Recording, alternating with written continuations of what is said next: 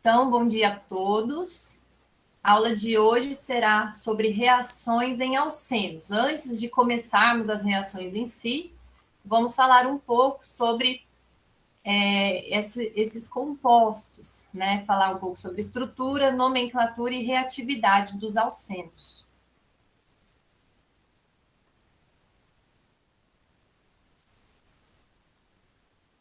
Bom, na aula passada, né, nas nossas primeiras aulas, nós já falamos um pouco sobre uma reação que é comum não, né? É uma reação que acontece em alcanos, né? Nos hidrocarbonetos, que tem ligações carbono-carbono saturadas, né? Ligações simples carbono-carbono. Os alcanos, via de regra, né? Isso aqui eu falei no final da aula passada, eles são pouco reativos. Por quê? Porque as ligações carbono-hidrogênio dos alcanos, é que eu estou botando no comentário, porque as ligações carbono e hidrogênio dos alcanos, elas não têm tanta diferença de polaridade. Se vocês puxarem na memória de vocês, né, a polaridade do carbono e do hidrogênio, a eletronegatividade do carbono e do hidrogênio, vocês verão que a diferença de eletronegatividade deles é pequena, é muito pequena. Isso significa que numa ligação carbono-hidrogênio, o compartilhamento dos elétrons é praticamente o mesmo. O carbono é levemente mais eletronegativo. Então, se você tivesse que indicar uma diferença de polaridade, seria uma maior densidade eletrônica no carbono, né, em relação ao hidrogênio. A setinha da polaridade apontaria para o carbono na ligação. Só que essa diferença é muito pequena. Então, esses elétrons eles são meio que compartilhados de forma bastante homogênea entre esses átomos. Consequentemente, não há tanta diferença, né? Não há uma polarização dessas ligações. Então, essa molécula ela é apolar, né? Ela é apolar. E isso também implica que ela não tem pontos, sítios, né? Um átomo nessa molécula ali que é mais deficiente de elétrons, ou que é rico em elétrons, né? Rico em elétrons, quando eu falo rico em elétrons, eu quero dizer densidade, tá? Densidade eletrônica.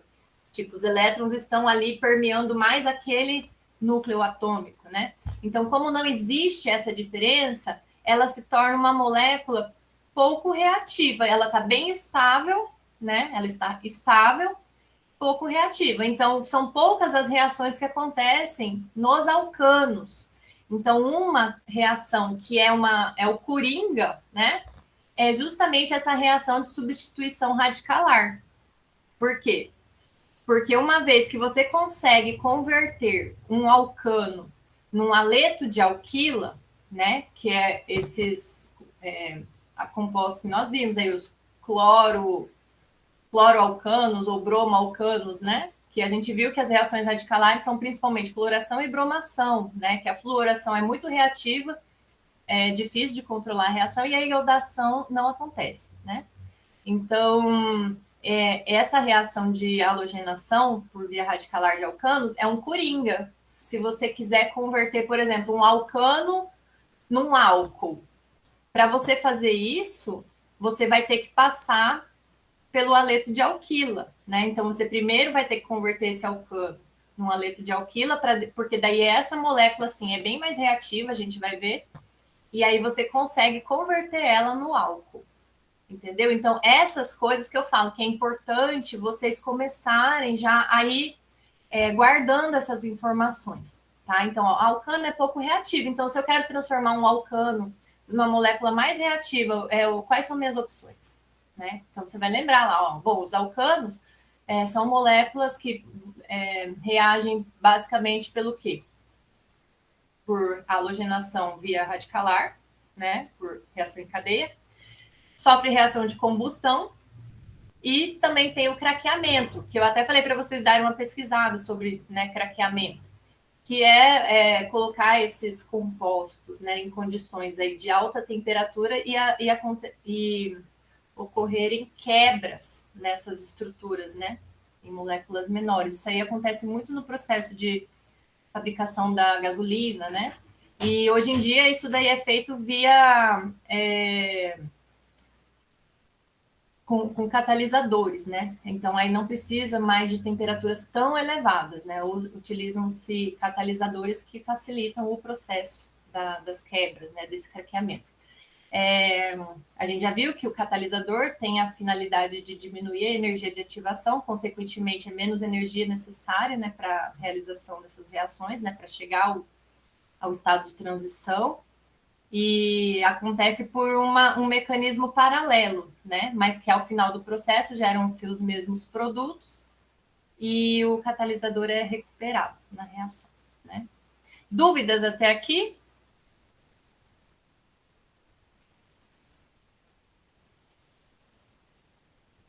Então, beleza.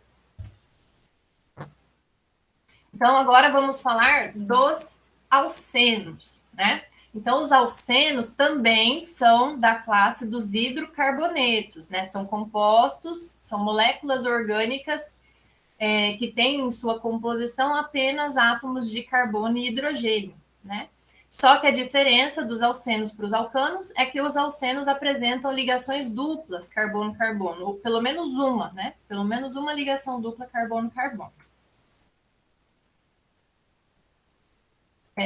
Bom, os primeiros químicos observaram que uma substância oleosa era formada quando o eteno, que é esta molécula aqui, CH2CH2, né, com carbono-carbono ligados por uma dupla ligação. Esse aqui é o alceno mais simples, né? Então, eles observaram que uma substância oleosa era formada quando o eteno reagia com cloro. Tendo como base essa observação, os alcenos foram chamados olefinas, que significa oleum facere, do latim, que significa produzir óleo, né? Então, daí que vem. Vocês já ouviram falar esse termo aqui? Ah, um carbono olefínico. O que é um carbono olefínico? Carbono olefínico é um carbono que faz dupla ligação. Já ouviram falar? Então, agora vocês já sabem, tá? Então, olefinas são os alcenos, tá bom? Os alcenos apresentam um importante papel em biologia. Todos os compostos orgânicos apresentam papel importante em biologia, tá? Só que aí eu sempre vou apresentar para vocês especificamente, assim, só para vocês terem uma ideia, mas todos são importantes, todos. Então, o eteno, ele é responsável pelo amadurecimento de frutas, sabiam? Então, coloquei aqui, vocês já receberam esse GIF não, como que chama isso aqui? Essas figurinhas do WhatsApp, né? Então, ó, faltou eteno nessa banana aqui, né? Então, ele funciona como um hormônio que controla o crescimento de plantas e outras mudanças em seus tecidos. Esses dias eu até estava vendo, eu tinha comprado, a professora de vocês quer ser fitness, né? No meu caso, eu preciso ganhar massa muscular. Todo mundo fala que estou muito magra. E aí, eu fui na nutricionista e ela me passou numa dieta, ela tem que comer abacate. Aí eu comprei um abacate verde. Aí eu fui ver como fazer para o abacate amadurecer rápido. Aí aí fala lá no Google lá, né? Coloca perto de banana madura.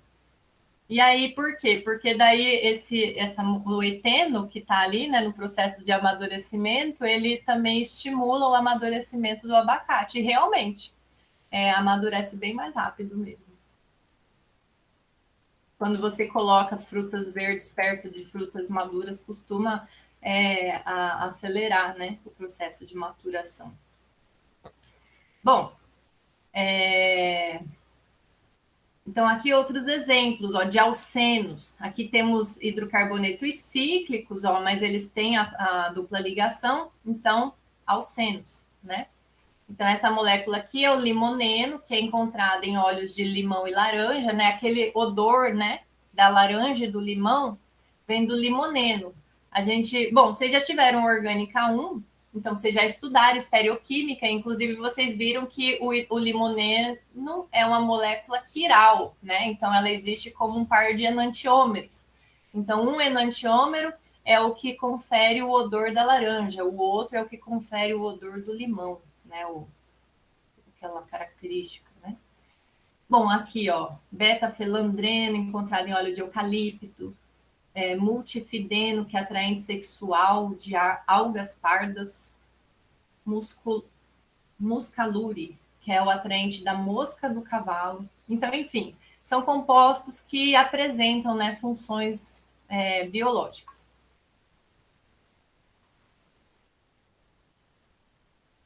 Bom, a fórmula geral dos alcenos acíclicos. O que é um alceno acíclico, gente? Bom, tá escrito aqui, né? O alceno acíclico é o que não é cíclico, né? O de cadeia aberta. Essa parte, esses conceitos básicos, tá bem estabelecido na cabeça de vocês? O que é uma cadeia? Porque esse é o básico do básico, né? Eu tô falando isso porque senão é importante que vocês retomem essas informações, tá?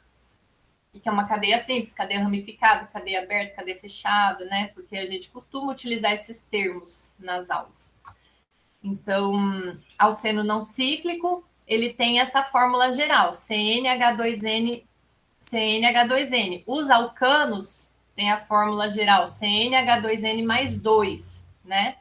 Então, a insaturação, quando a gente fala saturado, é quando está na quantidade máxima de hidrogênios naquela estrutura, né? E aí a insaturação, ela sempre representa a perda de 2 hidrogênios. Então, um ciclo resulta, né, na perda de 2 hidrogênios e também a dupla ligação resulta na perda de 2 hidrogênios. Então, um alceno acíclico é CnH2n, perdeu 2 hidrogênios, né? E o alceno cíclico é CnH2n menos 2. Por quê? Porque com a dupla ele perde 2 e o ciclo ele perde mais 2, né? Então fica CnH2n menos 2. Isso aqui é tranquilo?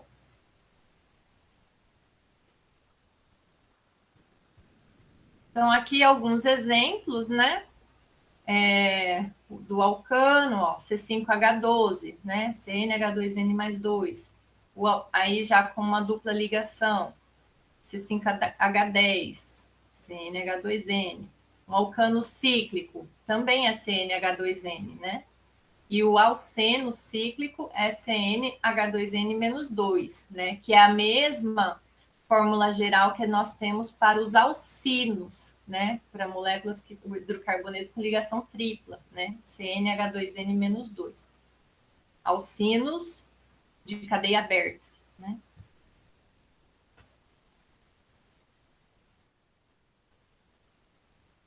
Bom, algumas propriedades dos alcenos. Moléculas, né, de até 5 carbonos, em geral, são gases a temperatura ambiente. O ponto de ebulição dos alcenos aumenta com o aumento da cadeia de carbonos, né? Então, aqui, né, está relacionado com aquela questão que as principais interações de compostos apolares, as interações intermoleculares, é por meio da força de dispersão de London, né, que é aquela de polo induzido de polo induzido. E essa interação intermolecular, apesar de ser considerada mais fraca do que as outras interações intermoleculares, isso é relativo. Por quê? Porque depende da área de interação, né? Então, se você tem duas moléculas lineares e aí elas estão, né, numa grande área de interação intermolecular, essa área de interação intermolecular torna essa interação importante, ela fica forte. Então, à medida que vai aumentando a cadeia carbônica, aumenta também a eficiência, né, dessa interação intermolecular, né, a força dela, né, por conta da área. Tanto é que as ramificações costumam diminuir a temperatura de ebulição, né? Por quê? Porque daí essas ramificações atrapalham, né, na aproximação, na interação intermolecular entre essas moléculas, certo? Então, as propriedades físicas dos alcenos são parecidas com as dos alcanos. Eles são imissíveis em água, porque são apolares, né? São miscíveis em solventes orgânicos apolares. Em termos de polaridade, eles são ligeiramente polares. se você comparar com os alcanos, né, os alcenos são mais polares. E isso está relacionado com a ligação π, né, que é a nuvem eletrônica ali da dupla ligação. Porque naquele ponto você tem uma maior densidade eletrônica, né? E além disso, o carbono sp2 é mais eletronegativo do que o carbono sp3. Vocês lembram disso? Por que o carbono sp2 é mais eletronegativo do que o carbono sp3? Quem lembra?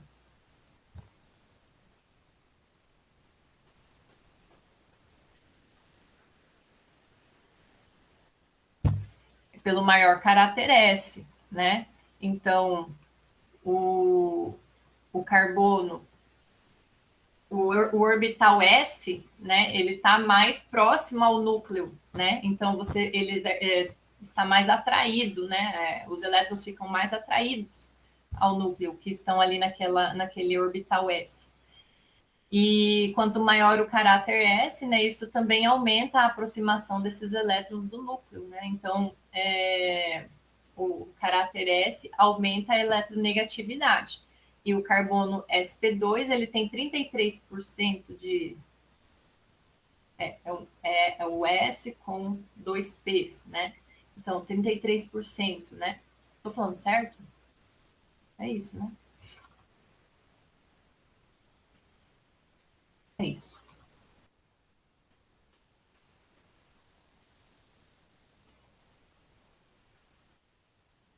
Então, aqui só para mostrar para vocês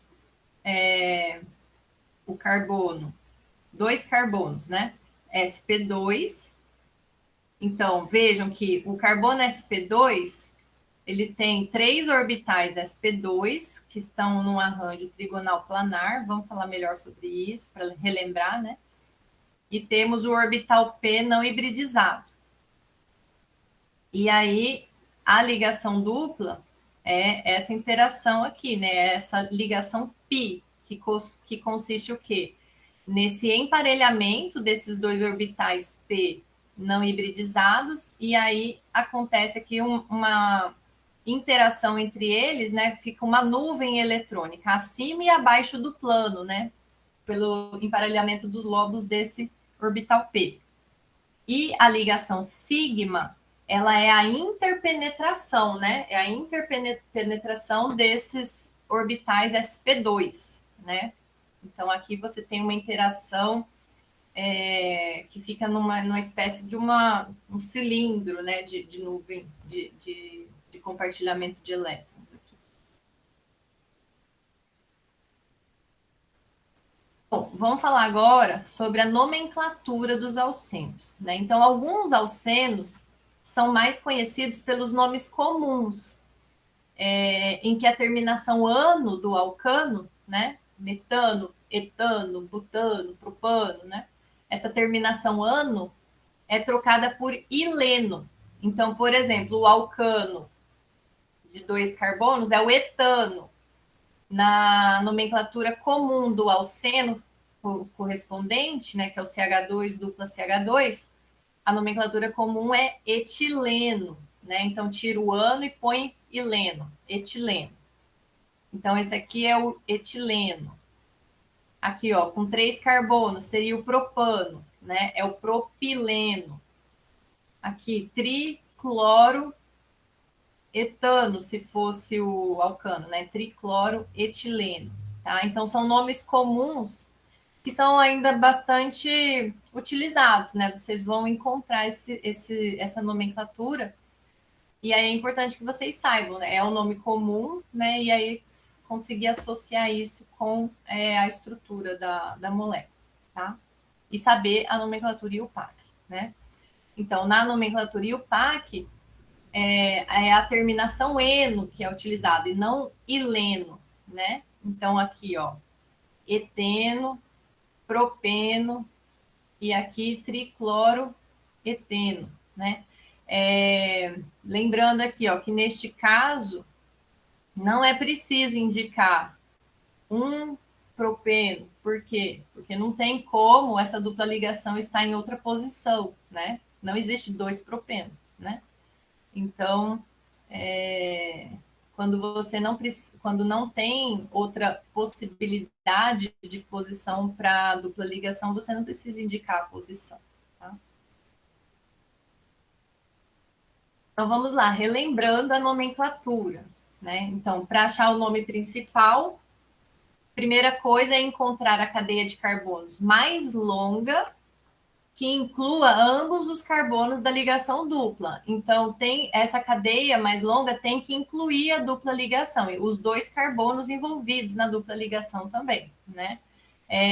Se você tiver uma possibilidade de fazer uma cadeia mais longa, mas essa cadeia não vai incluir a dupla ligação, aí você tem que dar preferência pela cadeia mais curta que inclua a dupla ligação, tá?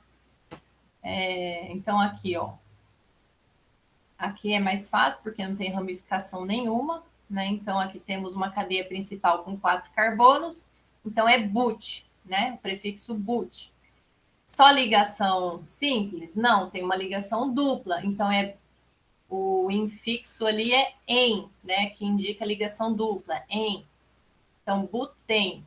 E aí é hidrocarboneto, então final o. Então, buteno. Aí agora resta indicar a posição da dupla, porque nesse caso faz diferença. Pode ter a dupla entre o carbono 1 e 2 e podemos ter também a dupla entre os carbonos 2 e 3, né? Então, precisa indicar um buteno e aqui 2 buteno. Outra coisa, poderia ser também, que é o mais correto, né? Você colocar a numeração da posição antes do em, que é o que indica a ligação dupla, né? Então ficaria but 1 eno, but 2 eno, tá? Lembrando também que a numeração, você vai numerar a cadeia pelo lado que confira a menor posição, tanto para dupla ligação, né, tanto para funções, quanto para substituintes, tá? Então, por isso que aqui a cadeia está sendo numerada a partir dessa posição, ó, 1, 2, 3, 4. E aqui numerou ela desse lado, aqui daqui para lá, mas poderia também ser daqui para lá, né? Poderia ser o sentido inverso nesse caso, que daria na mesma. Aqui, 2-hexeno ou X2-eno, né? E aqui é o caso da cadeia, ó. A maior cadeia contínua possui 8 carbonos, mas a maior cadeia contínua que contém o grupo funcional tem 6 carbonos. Assim, o nome da substância apresenta a palavra hexeno, né? Então, precisa incluir a dupla ligação. Então, a cadeia principal é aqui, ó. E aí, isso aqui fica como substituinte, tá? Então, 2-propil, 1-hexeno. Ou 2-propil, X, 1-eno, tá? Tudo bem? Isso aqui vocês já viram, né? Ano passado, no semestre passado?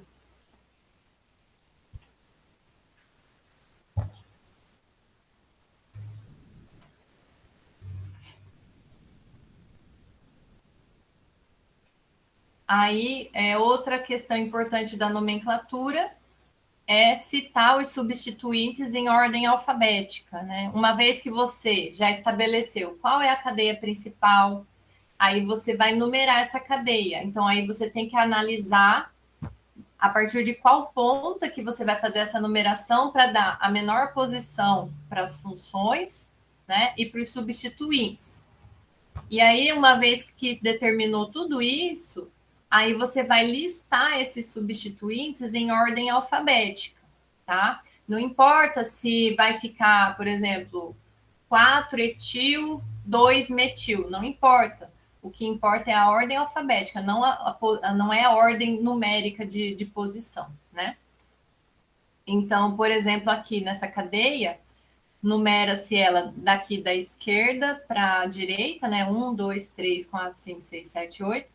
Por quê? Porque daí a dupla ligação vai ficar aqui no carbono 3, né? Entre o 3 e o 4. Se fosse o contrário, daria uma maior posição para essa dupla, né? Para a posição da dupla. Então, ficaria 1, 2, 3, 4, 5, 6, né?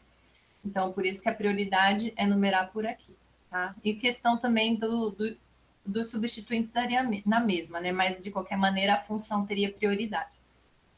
Então, fica 3, 6 dimetil. Não é 3-metil, 6-metil, tá? É 3, 6 dimetil. 3-octeno, tá? Que é a cadeia principal. Aqui, ó. Então, apesar, ó, se você numerasse daqui para lá, ficaria 1, 2, 3, 4. Você daria menor posição para os substituintes. Por outro lado, ficaria com a maior posição para a dupla. Então, a dupla tem prioridade. Então, é por isso que numera daqui da direita para a esquerda, né? Então, 1, 2, 3, 4, 5, 6, 7. Aí vai listar os substituintes em ordem alfabética. Ó. O bromo vai ser listado primeiro, apesar de estar na posição 5. Então, 5 bromo, 4 cloro, 1 epiteno, tá? Aqui ficou 2, 5, dimetil 4-octeno. Por quê? Porque se você fosse numerar, ficaria 1, 2, 3, 4, 5, 6, 7, 8. No lado do outro lado, ficaria 1, 2, 3, 4. Então, de qualquer lado de que você numere, a dupla ligação está na posição 4. Então, o diferencial vai ser da menor posição para os substituintes. E aí você consegue isso fazendo da direita para a esquerda a numeração, né? Então, fico 2, 5, dimetil, 4, octeno, tá? Ou 2, 5, dimetil, oct, 4-eno, né? Aqui, mesma coisa. Então, 1, 2, 3, 4, 5, 6. 1, 2, 3, 4, 5, 6. Aí, optou por essa posição, aqui, por essa numeração aqui, para dar a menor posição para os substituintes, já que a dupla ligação já ficou na mesma posição em ambas as numerações, né? Então, 2 bromo, 4 metil, 3 hexeno.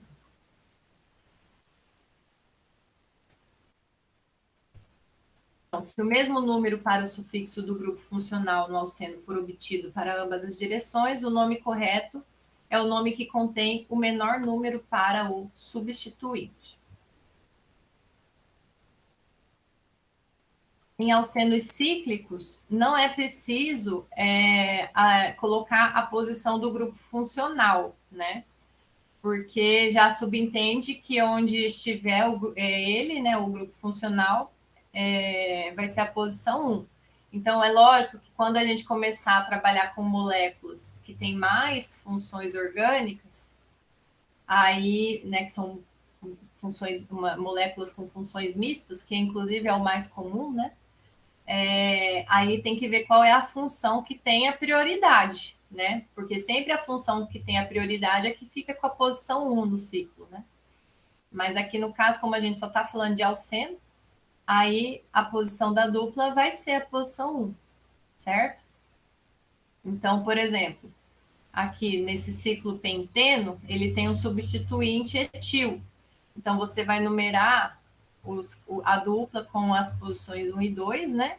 E aí o sentido, se você vai numerar isso no sentido horário ou anti-horário, vai depender do sentido que vai dar a menor posição para os substituintes, tá? Então, no caso aqui é o sentido horário, ó, 1, 2, 3, etil, ciclo penteno. Não pode esquecer de colocar ciclo na frente, porque se você colocar 3-etilpenteno, você está falando que é outra molécula.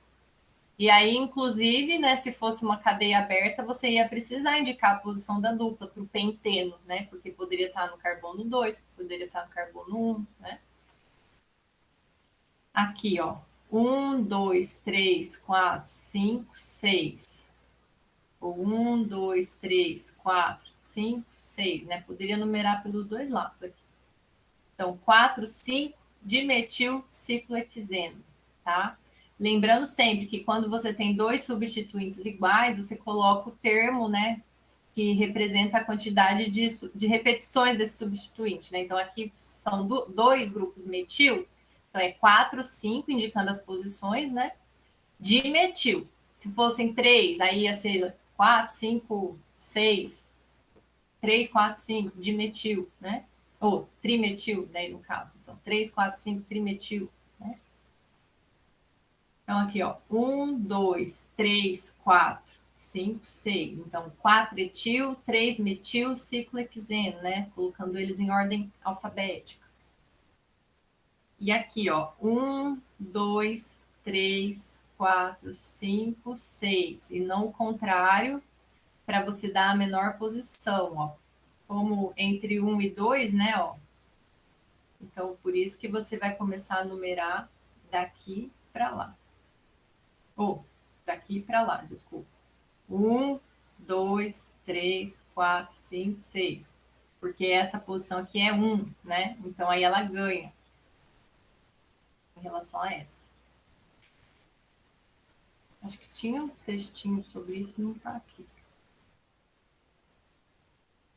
É.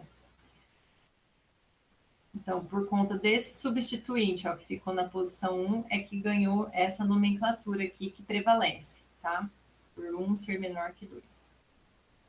Aqui, 1, 2, 3, 4, 5, 6.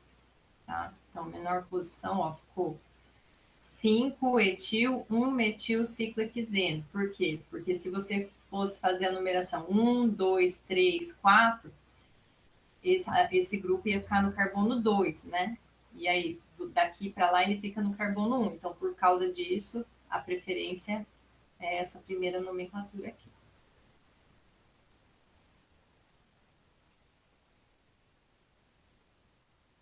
Em relação às nomenclaturas, que também são bem comuns de se utilizar, isso aqui utiliza muito, muito mesmo. Então, é importante que vocês conheçam. Então, isso aqui, ó, quando você tem um grupo CH2 dupla CH, isso aqui é um substituinte que nós chamamos de substituinte vinil, tá? É um grupo vinílico. Isso aqui usa bastante, então é importante vocês se familiarizarem com isso. Tá vendo? Ó, carbonos, os carbonos envolvidos na dupla ligação, os carbonos sp2 aqui, são carbonos vinílicos. Carbonos vinílicos. O carbono vizinho ao carbono sp2, carbonos alílicos, tá? Isso aqui é um grupo alil, ó, grupo alílico, tá? Um substituinte alil. É quando você tem os dois carbonos aqui da dupla mais um carbono sp3, tá? Então, ó, CH2, dupla CH, CH2. Isso aqui é um substituinte alílico, tá? É um grupo alílico. Então, olha só, aqui é a nomenclatura sistemática. Esse daqui é o cloroeteno. O nome comum dele fica cloreto de vinila, tá? Por conta desse substituinte aqui, desse grupo aqui, que é o vinil. Aqui, brometo de alila, porque isso aqui é um grupo alil. Então, a gente vai falar muito disso. Em várias situações, vocês vão ouvir esses termos, tá? Grupo vinílico, grupo alílico. Então, grupo alílico, você tem um carbono sp3 vizinho aqui ao carbono da dupla, né? Na hora que esse grupo está ou na forma, sei lá, de um carbocátion ou de um radical, aí esse carbono aqui também não vai estar sp3, ele vai estar sp2, né? É que eu parei para pensar nisso agora. Então, na verdade, você considera que você vai ter aqui um outro carbono, né, vizinho a esse carbono de dupla, só que vai ser um carbono com ligação simples só, né? Não vai estar fazendo dupla também. Tranquilo até aqui, gente?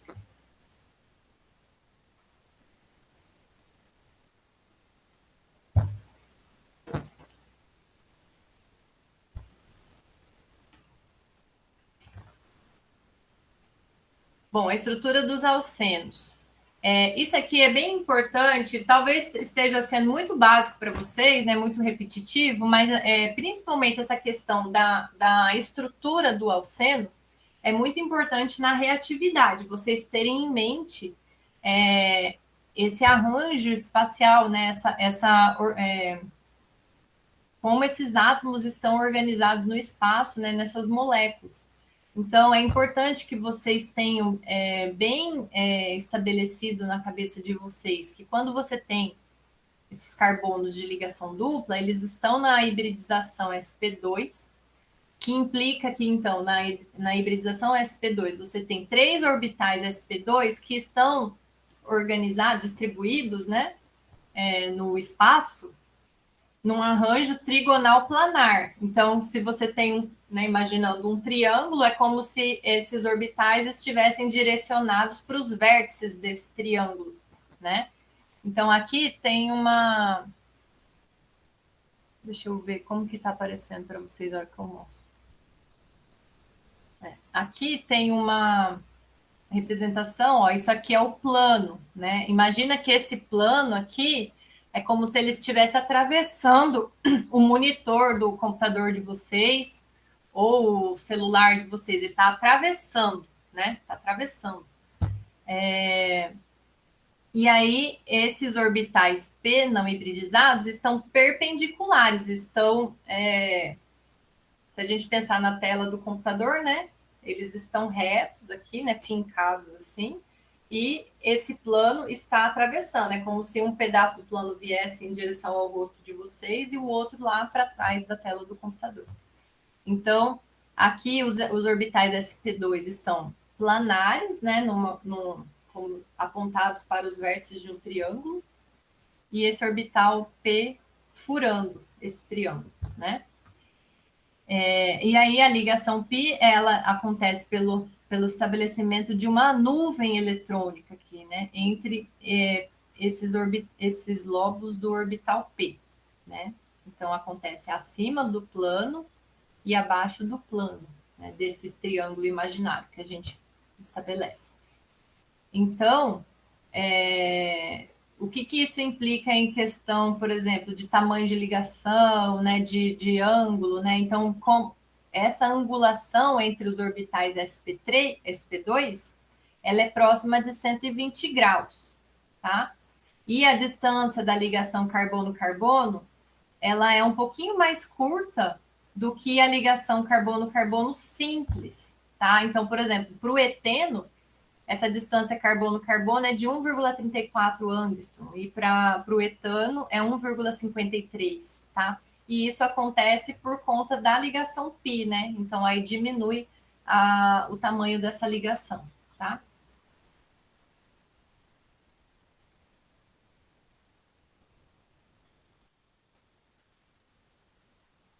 Então observem que você tem uma densidade eletrônica aqui. Isso daí que eu ia mostrar com esse modelo.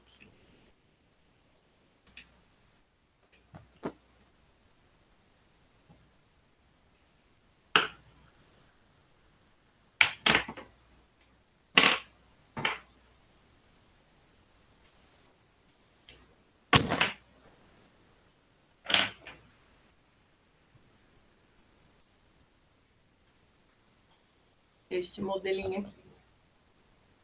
Então, isso aqui seria a ligação π, né? Então, os orbitais sp3, ó, ficam num plano, sp2, desculpa, gente, fica nesse plano aqui, né? E o orbital p, ele está aqui, né? E aí estabelece essa ligação π. Então, aqui você tem uma alta densidade de elétrons, certo? Tem uma alta densidade de elétrons aqui nessa região. É o ponto de reatividade dessa molécula.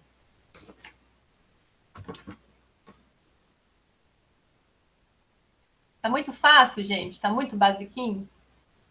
Tá na hora de complicar, né?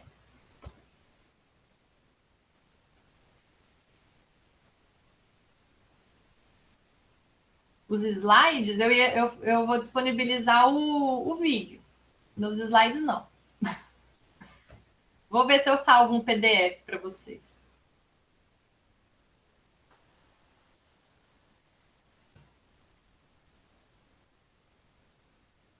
Tá, vamos falar agora sobre a estrutura dos butilenos. Então, vejam, butilenos são compostos alcenos, né, que tem 4 carbonos. Então, essa fórmula molecular aí, C4H8. Então, vejam que a gente tem essas possibilidades aqui, ó. Você pode fazer uma cadeia de buteno, né, uma cadeia de 4, cadeia principal de 4 carbonos de buteno, né? Aí temos o 1-buteno e temos também o 2-buteno, né? Tem essas duas possibilidades de posicionamento da dupla ligação.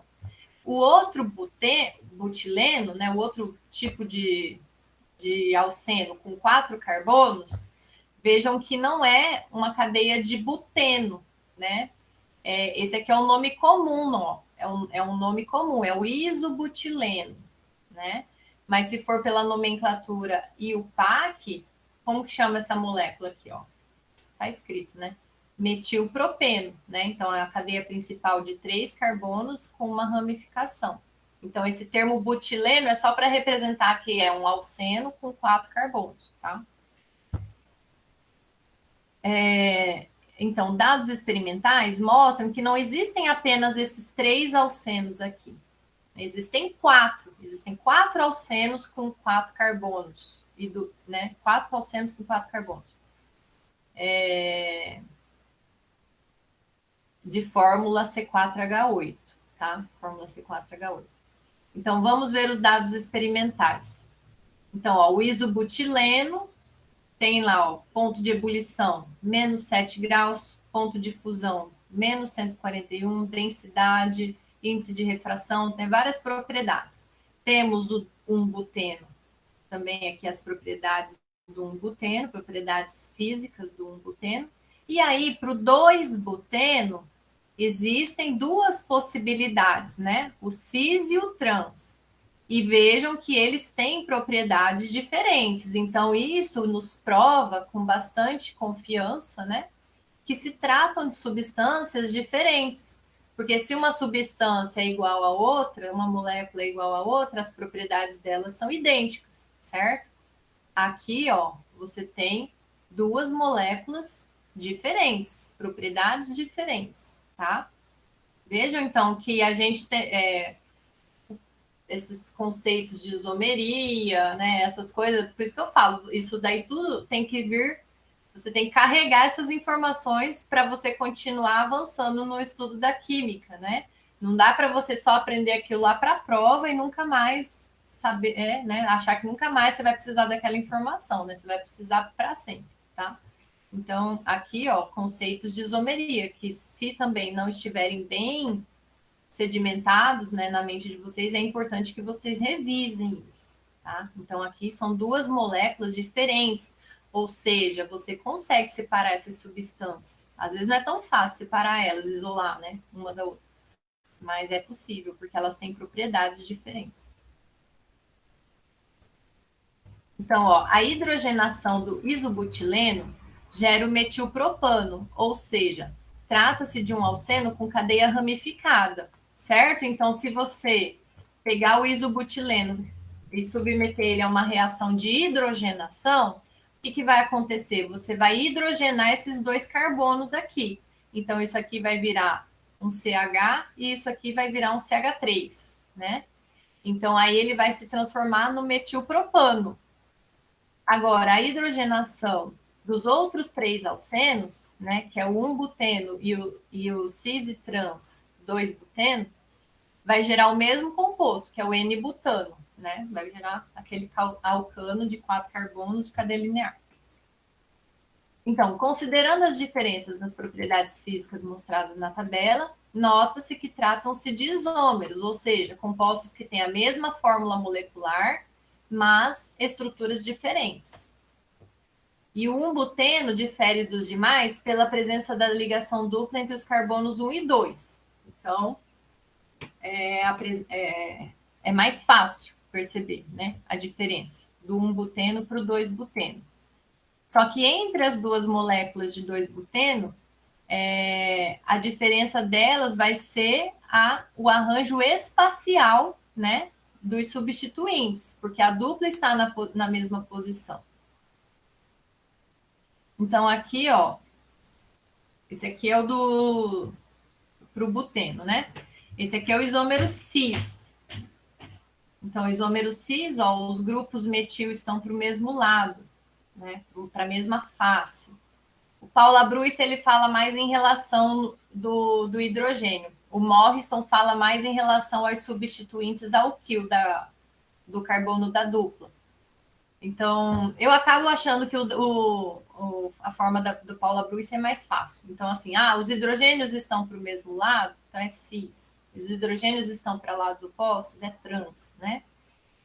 E vejam, então, que para você converter um isômero cis no isômero trans, é necessário o rompimento da ligação pi.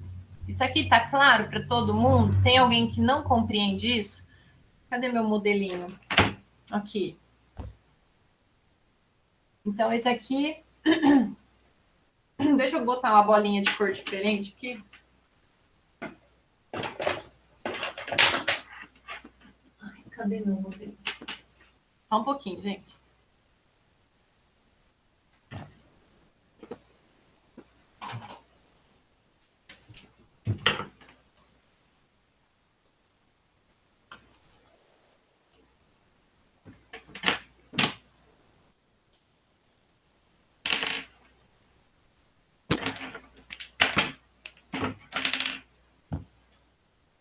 Então, aqui, né? Aqui nós temos um isômero cis. Os hidrogênios são os branquinhos, estão para o mesmo lado. Então, qual que é a diferença de uma molécula que tem o carbono sp2 para aquela que tem o carbono sp3 em questão de rotação dessas ligações, né? Peraí, deixa eu pegar mais 2 negocinhos vermelhos aqui.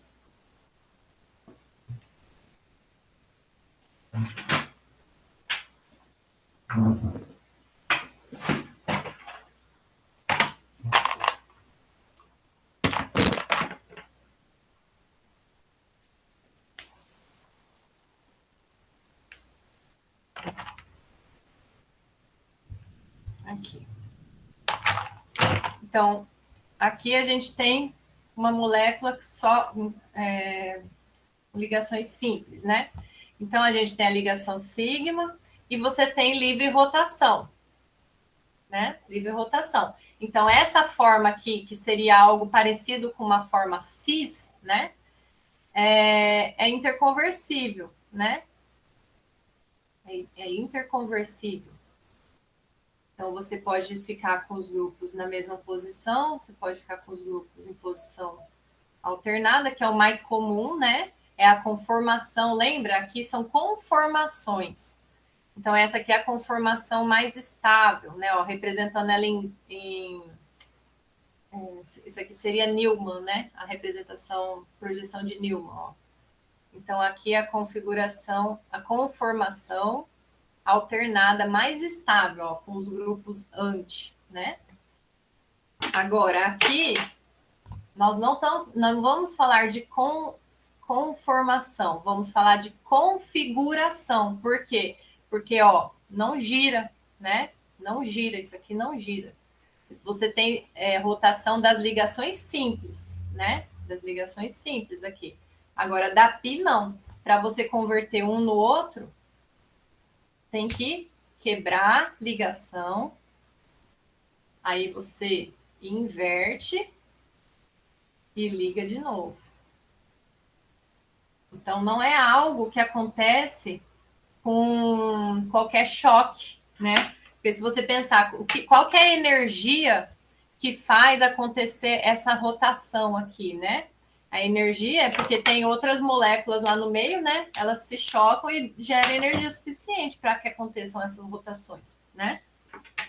Agora, para essa daqui, para você, a barreira de energia necessária para você quebrar a ligação pi é uma barreira maior, né? Pode acontecer?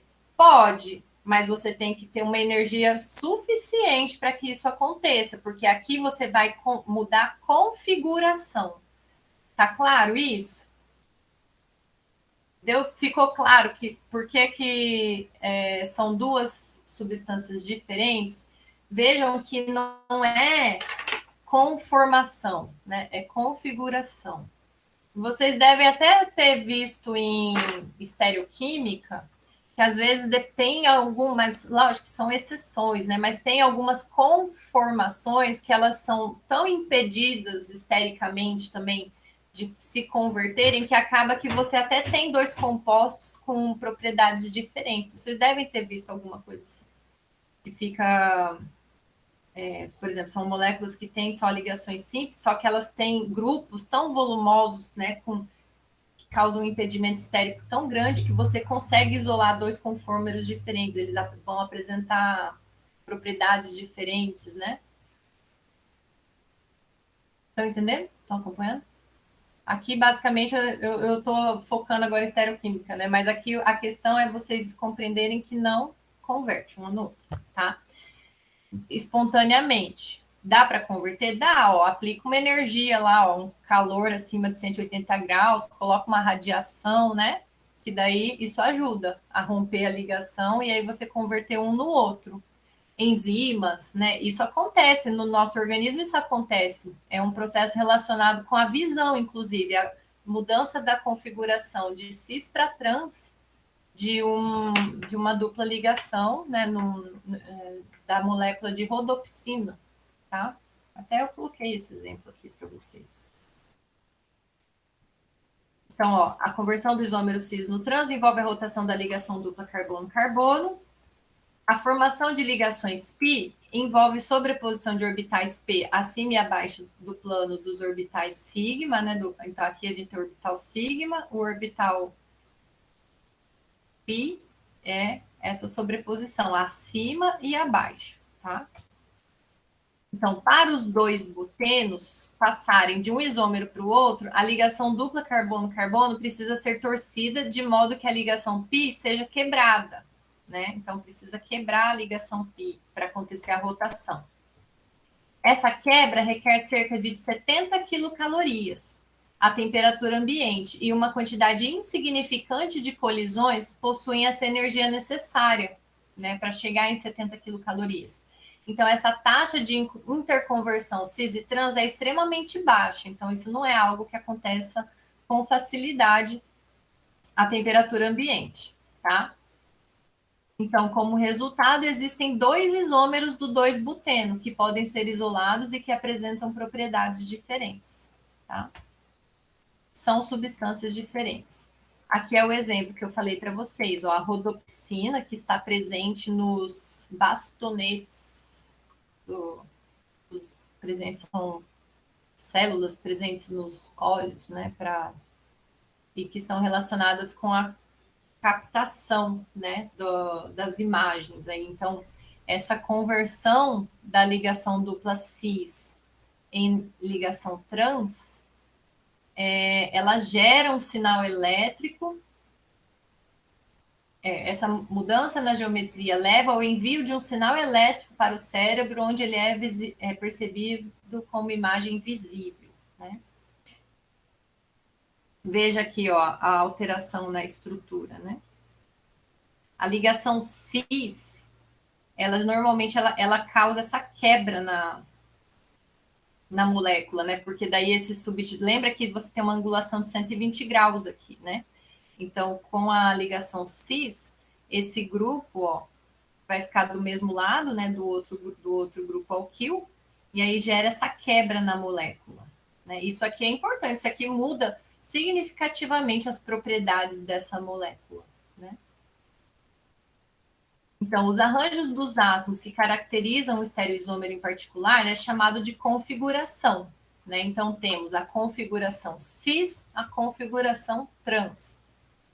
Essas configurações são diferenciadas em seus nomes pelo prefixo cis e trans, os quais indicam se os substituintes metil, no caso do buteno aqui, né, estão do mesmo lado ou em lados opostos da molécula. Então, é isso que eu estava falando também para vocês, né? Pelo Morrison, que é o livro de Química Orgânica, né? Morrison e Boyd, os autores, ele fala em relação aos grupos alquil da ligação dupla, né? O livro da Paula Bruce já fala em relação à posição dos hidrogênios, né? Os hidrogênios para o mesmo lado, cis, os hidrogênios para lados opostos, como aqui, né? Trans. Eu acho mais fácil porque às vezes você tem substituintes diferentes aqui, né? Então, sempre olhando pelo hidrogênio fica mais fácil. Isômeros cis e trans não são possíveis para essas substâncias aqui, porque você tem dois substituintes no mesmo carbono que são iguais, né? Então, não existe isômero cis e trans quando você tem um carbono da ligação dupla com dois substituintes iguais. Porque se você inverter esse cloro para cima e esse grupo metil para baixo, na verdade vai continuar sendo a mesma molécula, né? Uma forma de você saber que é a mesma molécula, tenta dar um nome para ela, né? Ou então você tem que tentar ver se a hora que você sobrepõe ela, se ela é completamente, né, sobreponível, né, ou superponível. Todas as partes se encaixem perfeitamente, né? Então você vai ver que são duas moléculas iguais. Então aqui, ó, essa aqui também, ó, não é cis e trans, por quê? Porque esse carbono está ligado aos mesmos substituintes. E se você pegar e inverter, colocar esse CH2, CH3 aqui embaixo e esse hidrogênio para cima, vai continuar sendo a mesma molécula. Tá? Então, aqui exemplo, propileno, buteno, o isobutileno, né? Não existe cis e trans para esses compostos.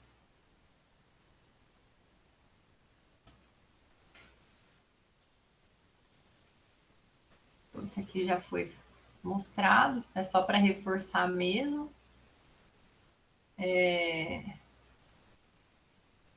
Alguma dúvida dessa parte? Alguém não entendeu? Todo mundo consegue diferenciar cis e trans?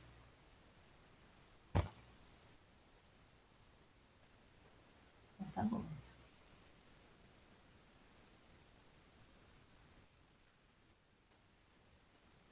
Então, ó, esses prefixos cis e trans, eles são bons para etilenos dissubstituídos e para alguns trissubstituídos também dá para usar. Mas aí, quando a gente tem esse tipo de situação aqui, como é que você vai determinar quem é o cis e quem é o trans, né? Aqui já complicou, né? Como que você vai, que critério você vai usar para falar que é o cis ou é o trans aqui, né? Então, para essas situações, nós utilizamos a nomenclatura EZ, tá? Vocês já viram essa nomenclatura? Acredito que sim, né? Mas não sei, alguém não viu? Vocês viram em Orgânica 1? Já, né? Perfeito. Então, hoje a aula é só revisão, né? Então, como que essa nomenclatura funciona?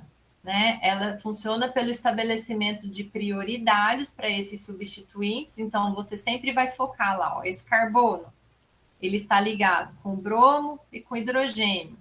Então, aí vamos estabelecer prioridades, né? A prioridade está relacionada com o número atômico deles, né? Então, o maior número atômico tem maior prioridade. Então, se os grupos de. Eu não nem falaria grupo de maior prioridade estão do mesmo lado. Eu falaria assim, o grupo de mesma prioridade está do mesmo lado. Então, os prioridade 1 estão do mesmo lado, então é Z. Estão de lados opostos, é E, né? Então, considere o número atômico dos átomos ligados diretamente ao carbono sp2. Então, por exemplo, aqui, ó, o bromo e o hidrogênio, prioridade, maior número atômico é do bromo, então é prioridade 1, hidrogênio prioridade 2. O cloro, prioridade 1, o carbono, prioridade 2, porque o cloro tem maior prioridade, né, maior número atômico. Então, ficaram a mesma prioridade para o mesmo lado, então é Z, né? Mesma prioridade para os lados opostos, é E. Quando tem empate, aí tem que olhar o próximo, né? Então, aqui, ó, prioridade 1, prioridade 2, porque o cloro tem maior número atômico que o carbono. Aí, quando a gente vem para esse grupo, para esse carbono aqui, ó, ele está ligado a dois carbonos, né? Um carbono aqui e um carbono aqui. E aí, empatou. Então, aí você tem que olhar o próximo. Então, esse carbono está ligado a 2 carbonos e um hidrogênio. Esse carbono aqui está ligado a 2 hidrogênios e a um oxigênio. O oxigênio tem número atômico maior do que o carbono. Então, ganhou na prioridade, né? Então, aí, mesma prioridade, Z. Prioridade de lados mesma prioridade de lados opostos, E.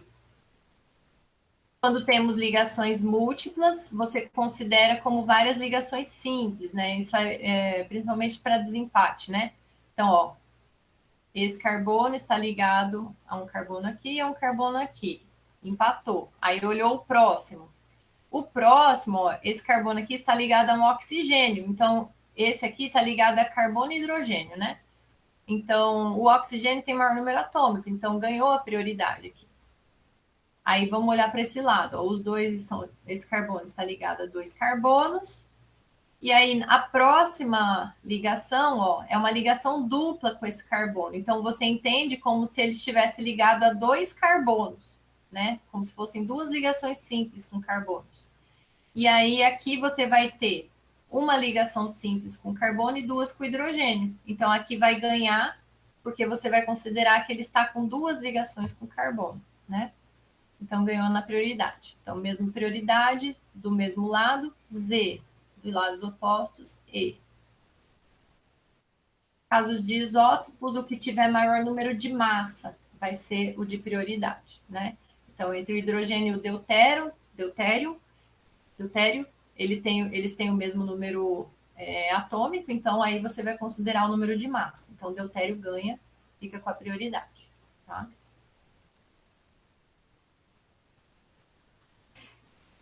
Bom, o que diferencia uma gordura sólida de um óleo de cozinha?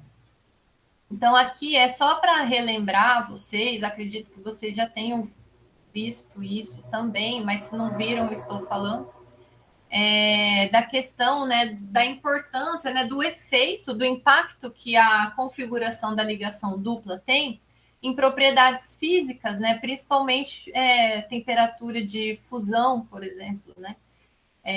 Então, isso é um exemplo bem do nosso dia a dia, é a diferença da gordura animal para a gordura vegetal, né? Então, a gordura animal, normalmente a temperatura ambiente, ela está em fase sólida, né? Ela está no estado sólido. E a gordura vegetal é oleosa, né? São óleos. Então, isso está relacionado com a configuração da ligação dupla, né? Na verdade, a gordura animal, a tendência é que as cadeias de ácidos graxos que estão ligadas à molécula de glicerol, né, compondo os triglicerídeos, são cadeias saturadas, né? De forma geral, essas cadeias são saturadas. Então, se a gente pensar em interações intermoleculares, você tem, né, uma boa, como são cadeias lineares, você tem uma boa interação intermolecular entre elas por meio das forças de dispersão de London, né, pensando nessa porção apolar da cadeia. Já para moléculas, para os ácidos graxos que estão esterificados nos triglicerídeos dos óleos das gorduras vegetais, né? Eles têm insaturações. Então, aqui tem dois que são duas cadeias de ácidos graxos bem comuns em óleos vegetais, né? O ácido palmitoleico e o ácido oleico. Então, vejam ó, que eles têm ligações duplas, ó, aqui no carbono 16, aqui no carbono 18. E essas ligações duplas, desculpa, gente, carbono 16 não, é uma cadeia de 16 carbonos, tá? É 1, 2, 3, 4, 5, 6, 7, 8, é carbono 9, é no carbono 9, tá? Vejam que essa ligação dupla tem configuração cis, tá? Configuração cis. Então, se você olhar isso,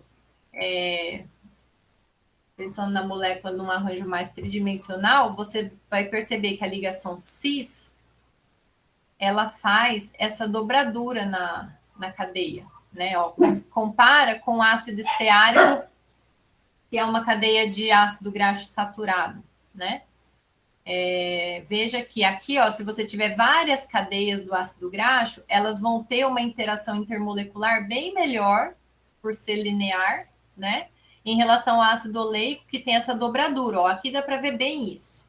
A interação fica comprometida, né? Aqui você vai ter interações mais fortes, né? Então, é por isso que a temperatura ambiente, a gordura animal, que é composta principalmente por cadeias de ácidos graxos saturados, né, esterificadas ao glicerol, vai ser sólida a temperatura ambiente, tá? Aqui, ó, mostrando essa dobradura. Por conta da configuração cis. A configuração trans, ó, aqui a gente tem uma cadeia que tem uma ligação dupla, ó, essa ligação aqui, ó. Só que aqui é trans. O que a configuração trans impacta, né? Ó, ela deixa a molécula mais linear também, né? E isso implica também nas propriedades. Ó, veja, o ponto de fusão do ácido elaídico é 51 graus. O ponto de fusão do ácido oleico, que é o isômero cis, é 11 graus. Então, a temperatura ambiente, o ácido oleico é líquido. A temperatura ambiente, o ácido elaídico, é sólido, porque ele só vai fundir a 51 graus, né? Então, a gordura trans. A gente já... Vocês já devem ter ouvido falar, né, sobre a gordura trans, e ela já foi utilizada ainda, né, em alimentos processados aí para essa questão da textura, né, para melhorar a textura, mudança de textura de produtos, né, de ficarem mais, por exemplo, bolacha recheada, né, aquele recheio da bolacha recheada é rico em gordura trans. E são alimentos que fazem mal, por quê? Porque o nosso organismo, isso aqui não é natural para o seu organismo, né? As enzimas, todo o nosso aparato metabólico não é preparado para processar alimentos que tenham essa configuração aqui nas cadeias de ácido graxo, né? Então, essas gorduras costumam se acumular, né, e causar os problemas de arteriosclerose, né, aqueles outros problemas de saúde, tá?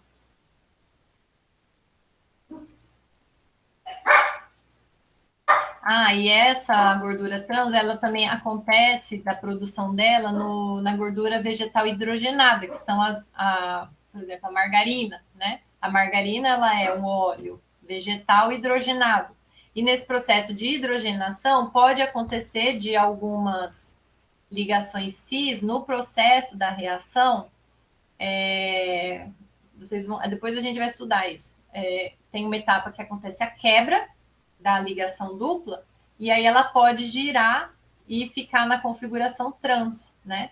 Então, você tem um pouco de gordura trans nesses produtos, né? Que também é um problema para a saúde.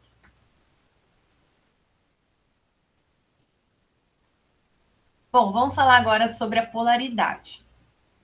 Então, assim como os alcenos são majoritariamente pouco polares. Então, a densidade eletrônica da ligação dupla pode ser puxada e empurrada com relativa facilidade, né?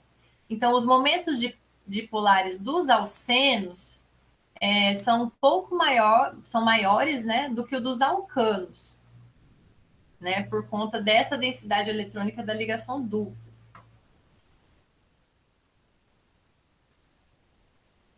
Então, por exemplo, quando a gente pensa aqui nesses exemplos de alcenos aqui, né? A gente já viu, né? Já falamos sobre isso na estabilidade lá dos radicais, que os grupos alquil, eles têm uma tendência de doar, né? Um efeito doador de elétrons por efeito indutivo, né? Então, como a gente já viu que o carbono sp2 é um pouco mais eletronegativo do que o carbono sp3, né? Esse efeito doador de elétrons, ele também acontece de uma forma mais efetiva, né? Então, o carbono sp2, ele tem essa capacidade de atrair mais elétrons para si. Então, se você observa, ó, a ligação carbono-hidrogênio, como a gente já falou, a diferença de polaridade aqui é mais insignificante, né? Mas aí veja aqui, ó, se você comparar essa ligação, você vai ter um leve aumento de densidade eletrônica aqui neste carbono. Então, você tem um momento dipolar para essa molécula, é pequeno, mas existe. Para a ligação cis, você vai ter esse grupo metil exercendo efeito doador nessa direção da ligação carbono-carbono e esse grupo metil nessa direção. E para a ligação trans, para a configuração trans, ó, vejam que eles vão ficar em sentidos opostos. E eles se anulam, porque o momento de polar de uma molécula envolve a soma vetorial, né, dos momentos polares de todas as ligações presentes naquela molécula.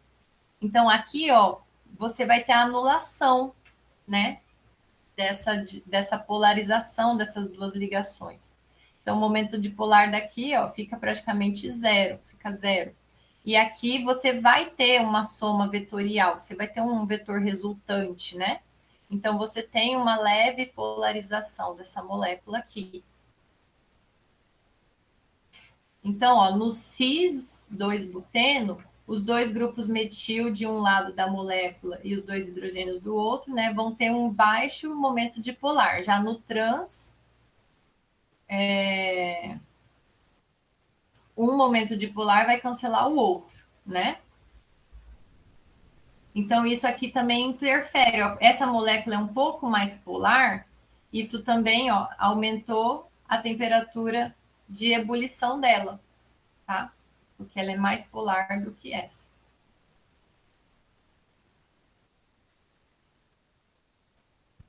Então, essa relação existe para muitos pares de isômeros geométricos. Por causa da sua maior polaridade, o isômero cis geralmente apresenta maior ponto de ebulição em relação ao trans, tá?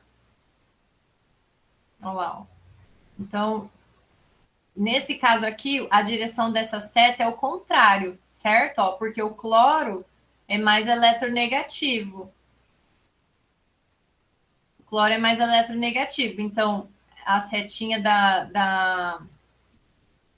do momento dipolar dessa ligação carbono-cloro vai em direção ao cloro. Mas, de qualquer maneira, a soma vetorial vai dar uma resultante aqui. Já na ligação trans, ó, eles vão se anular, eles vão ficar em sentidos opostos e se anulam, tá? Então, essa molécula é um pouco mais polar e isso interfere, então, na temperatura de ebulição, que fica mais alta, porque daí são interações um pouco mais fortes, né, de polo de polo. Aqui são os mesmos exemplos, né, só que aí com átomos com substituintes diferentes.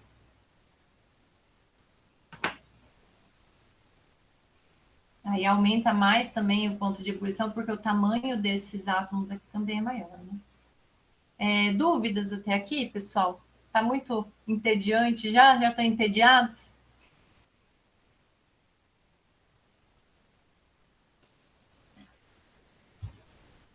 Não dorme não, tá? Tá quase acabando.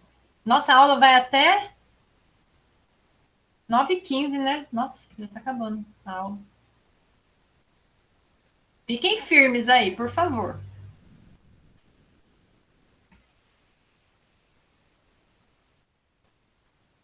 Tá, então essa parte do fato do cis ser um pouco mais polar que o trans, ficou tranquilo? Já sabiam disso? Já também, né? Estou muito repetitiva. Tá, a menor simetria do cis.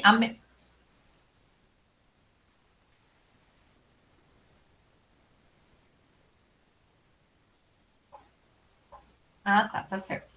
Achei que estava errado. A menor simetria do cis não ficou infeliz. Eu vou falar que ficou infeliz essa frase aqui, mas a menor simetria do cis faz com que as moléculas se encaixem para a formação do retículo cristalino de forma menos efetiva, de modo que seu ponto de fusão normalmente é mais baixo em relação ao isômero trans. Então, eu vou falar que ficou infeliz falar simetria aqui, porque se você traçar um plano de simetria aqui, você vê que a molécula cis é simétrica, né? Mas não é nesse sentido que eu estou falando. Eu estou falando nesse sentido aqui, ó. Isso aqui é o trans, tá vendo? É o trans 2-buteno. Veja que ela é uma molécula mais simétrica, assim, o shape dela, sabe? Assim, a forma dela fica mais homogênea. Essa daqui fica menos homogênea. Conseguem perceber isso? A forma, é a forma dela. Então, essa daqui, se você pensar num retículo cristalino, essa daqui você consegue organizar essas moléculas, elas vão ficar mais bem encaixadinhas, né? Elas ficam mais organizadinhas. Essa daqui, a hora que você vai tentar organizar elas, é como se ficassem mais buracos entre elas, entendeu? Então, esse retículo aqui fica mais organizado. Então, o ponto de fusão é maior, porque você vai ter um retículo mais organizado, tá? Em relação ao cis. É nesse sentido que eu quis dizer, tá? Vou até alterar isso aqui no slide depois, para não causar confusão, né? Bom, as diferenças na polaridade e, consequentemente, nos pontos de fusão e de ebulição são maiores para alcenos que apresentam elementos cuja eletronegatividade, tá errado, eletronegatividades diferem bastante do carbono. Então, veja os exemplos abaixo. Né? Então, quanto maior a diferença de eletronegatividade aqui, mais importantes também serão as diferenças nas propriedades físicas, tá? Então, é importante vocês registrarem isso. Então, que o isômero cis é um pouquinho mais polar do que o trans, normalmente por conta dessa diferença aqui, né? Da polaridade das ligações. No trans, acaba anulando, né? Se você tiver substituintes iguais, né? Acaba anulando, e daí você fica com um momento dipolar zero, né? E no cis você acaba tendo uma resultante que é maior quanto maior for a diferença de polaridade da ligação do carbono com esse elemento substituinte aí.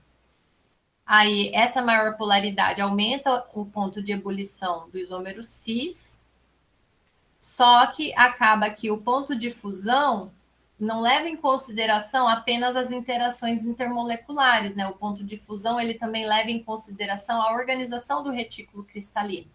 Então, o retículo cristalino do trans costuma ser mais organizado, né? Por isso que você tem temperaturas de fusão mais altas para o trans.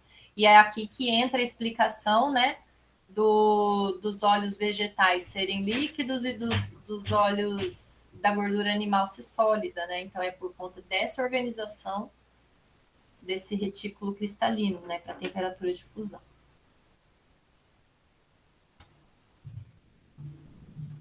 Vamos falar um pouquinho agora. Oi. A parte do retículo cristalino?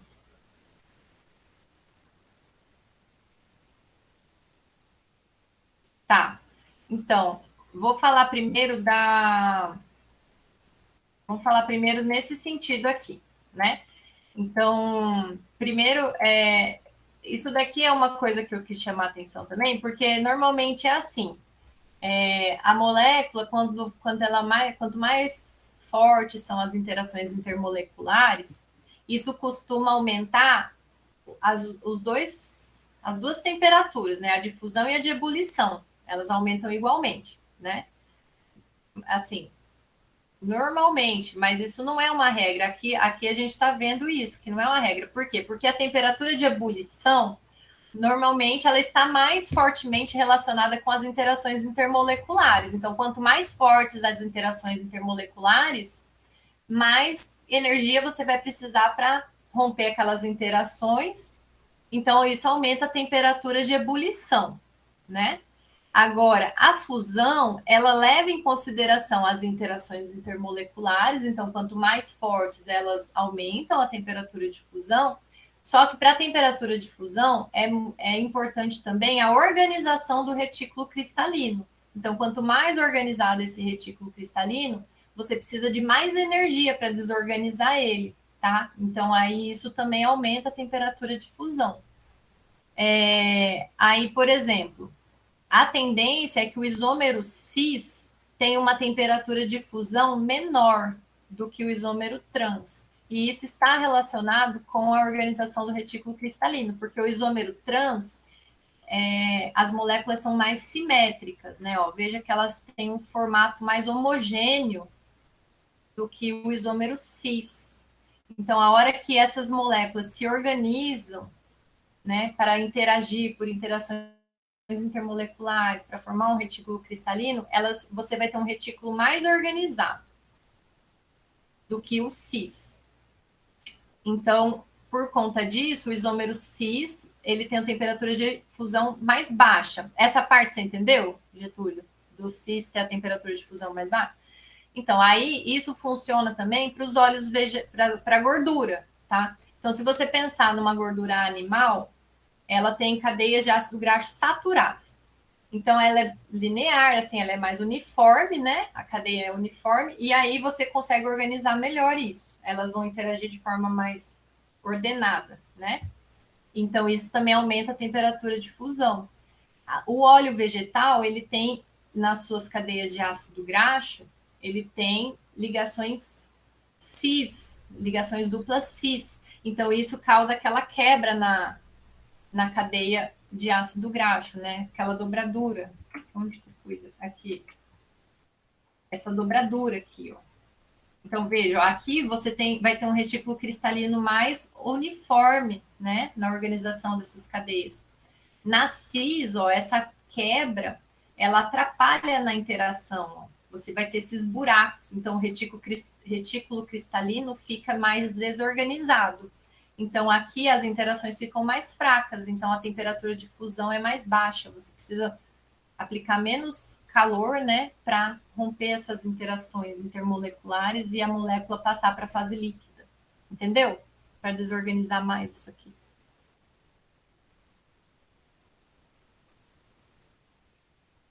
É por isso que a gordura trans, ela causa essa cremosidade, né? Porque ela solidifica mais, né? Porque na configuração trans, ela é mais, ó, homogênea, né? Ela fica uma cadeia mais simétrica. Aí o retículo também fica mais organizado.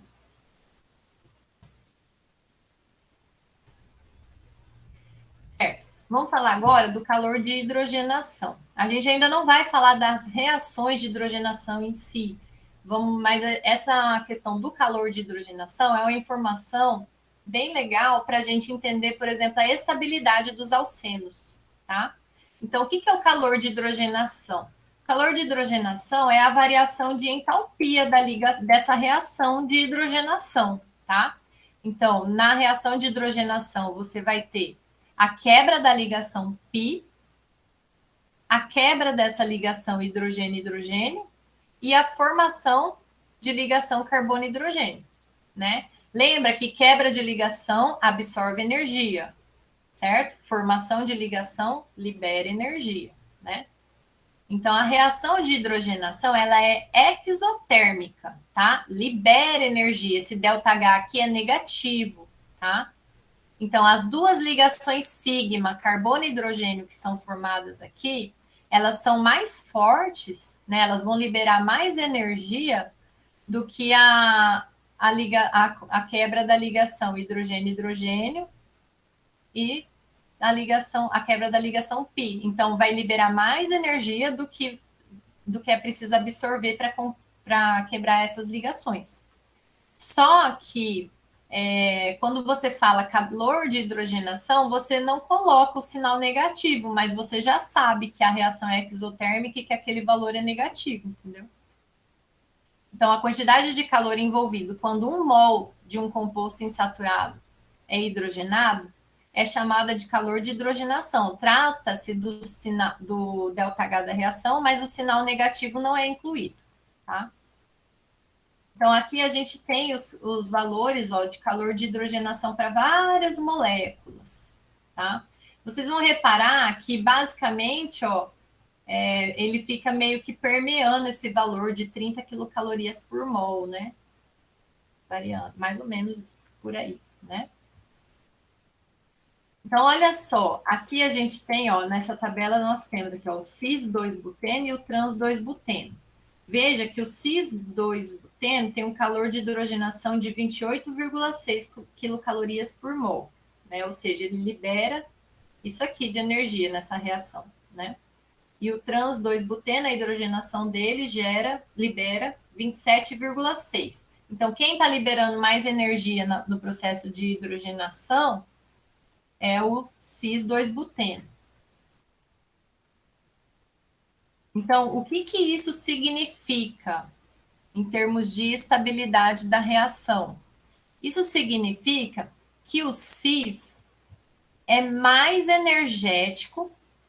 O cis ele está num nível de energia, com uma quantidade de energia, ele tem uma quantidade de energia maior do que o trans, ou seja, quanto menor esse estado de energia, essa quantidade de energia, quanto menos energética, né? Vamos falar, quanto menos energética, quanto menos energia essa molécula tem, quer dizer que ela está mais estável, né? Porque quando ela tem mais energia, ela está no estado mais excitado, né? Então, quanto menos energia, mais estável. Pensa no seu estado de espírito, né? Você pode estar agitado e quando você está calmo, né? Você está no nível de energia mais baixo, né? Você está com o giro desacelerado. Então, a molécula também, se ela está no estado mais energético, de maior energia, ela está menos estável, tá? Então, como para a hidrogenação do cis, a liberação de maior quantidade de energia, então você sabe que essa molécula ela estava num estado de energia mais elevado. Isso quer dizer que o trans, que tem está com menos energia aqui, né? Liberou menos energia, o trans é mais estável do que o cis. Você pode comparar isso porque eles estão gerando no processo de hidrogenação o mesmo produto, né? Então, o produto, ó, você consegue comparar o patamar, né? Ele está nesse nível energético, o produto que vai ser gerado para os dois, e pela quantidade de energia liberada, você consegue saber qual que tem uma maior quantidade de energia, né? E aí, se o cis é que tem maior quantidade de energia, isso quer dizer que ele é menos estável, né? Menos energia é maior estabilidade, né? Então, ó, para os isômeros do 2-buteno, o isômero cis apresenta calor de hidrogenação de 28,6 e o trans 27,6. Ambas as reações consomem 1 mol de hidrogênio e resultam no mesmo produto, que é o N-butano. Então, o trans apresenta 1 quilocaloria a menos do que o cis, sendo mais estável, tá? Em etilenos dissubstituídos, usualmente o isômero trans é mais estável. Os substituintes mais volumosos ficam mais distantes um do outro do que ocorre no isômero cis, então há menos efeito estérico. E os calores de hidrogenação também mostram que a estabilidade dos alcenos dependem das posições das ligações duplas. Então, tudo isso aqui pelo calor de hidrogenação é possível observar, tá? O trans, vamos ver aqui, o trans, não tem o cis, aqui, o cis e o trans. O trans, ele acaba sendo mais estável por conta dessa questão de efeito estérico, né? Quando você tem, aqui, ó, quando você tem na posição cis, você tem maior efeito estérico aqui, ó, dos substituintes, tá? No trans, eles estão mais distantes uns dos outros, então isso aqui também é um fator estabilizador. Então, isso explica a configuração trans ser mais estável, certo? E a quantidade de substituintes no carbono da dupla também influencia, tá? Então, veja, ó, que quando o alceno é menos substituído, ou seja, ó, esse carbono ele está ligado a 2 hidrogênios, é o carbono da dupla. Então, conforme vai aumentando a substituição, ó, aqui esse carbono está ligado a um hidrogênio e a esse grupo. Aqui já colocou ó, um dos carbonos da dupla, tá com 2 grupos alquil. Aí isso já deu uma leve estabilizada, ó. Aí agora aumentou mais uma substituição, ó. Já estabilizou mais ainda. E aí, quando ele fica com 4 substituintes alquil, esse aqui, não mostrou. Ele fica mais estável ainda, tá? Então, quanto mais substituintes no carbono da dupla, isso também estabiliza o alceno, tá? Olha lá, ó, diminui a quantidade de energia desse alceno.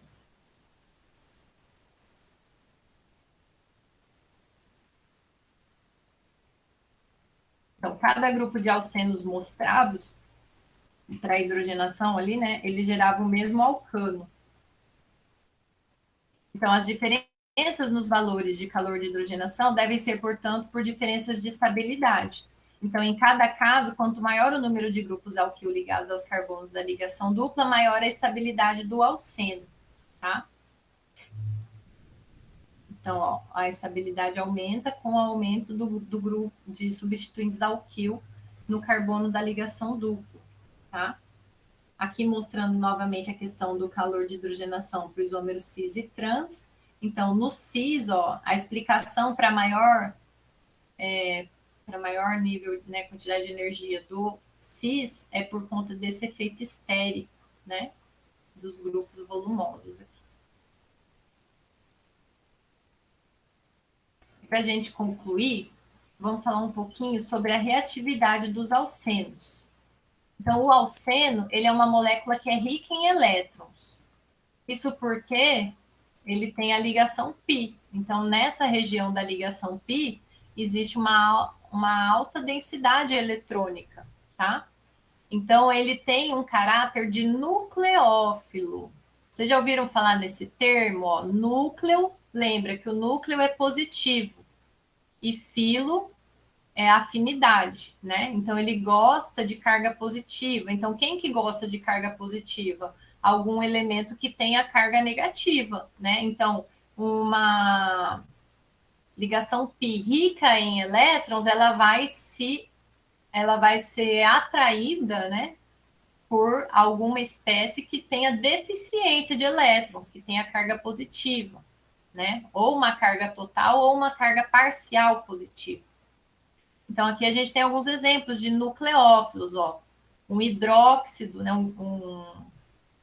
Esse grupo hidroxil aqui, né? Ó, ele tem carga negativa, né? Ele tem uma alta densidade eletrônica aqui no oxigênio, então ele vai procurar espécies que tenham carga positiva ou carga parcial positiva para atacar, né? Para se estabilizar, para reagir. Fluoreto, aqui, ó, o par de elétrons do nitrogênio, o par de elétrons livre do nitrogênio, atua como nucleófilo também, né? Vai atacar espécies que tenham deficiência de carga, que tenham uma carga positiva, né? Deficiência de elétrons. Os pares de elétron do oxigênio da água também podem atuar como nucleófilos, né? Então, regiões que têm uma alta densidade de elétrons atuam como nucleófilos. Então, elas são atraídas para espécies eletrofílicas, né? O que é uma espécie eletrofílica, né? Fílico, afinidade. Elétron, já pensa que é carga negativa, né? Então, uma espécie eletrofílica, ela gosta de elétrons, né? Então, ela vai ser atacada por um nucleófilo. Para falar que a gente não falou nada de reação em alcenos, não, vou deixar para falar isso aqui na próxima aula, tá? Eu vou parar a aula aqui, gente. Ficaram com dúvidas? Alguma coisa não ficou muito clara na minha explicação? Ficou confuso?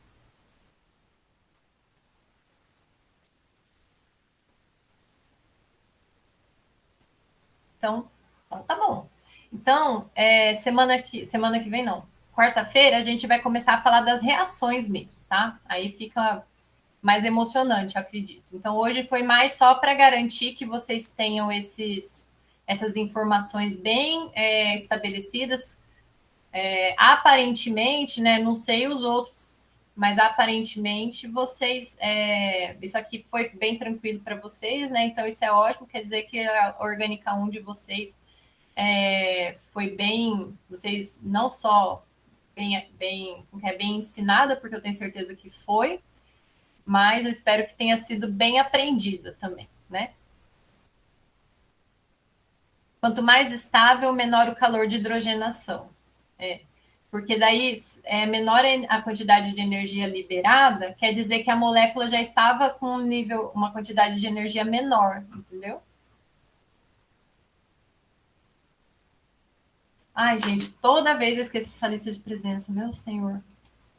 Eu vou mandar para vocês, vocês já podem. Deixa eu só mandar o link aqui, aí vocês já podem ir entrar. O professor já mandou o link da aula dele para vocês?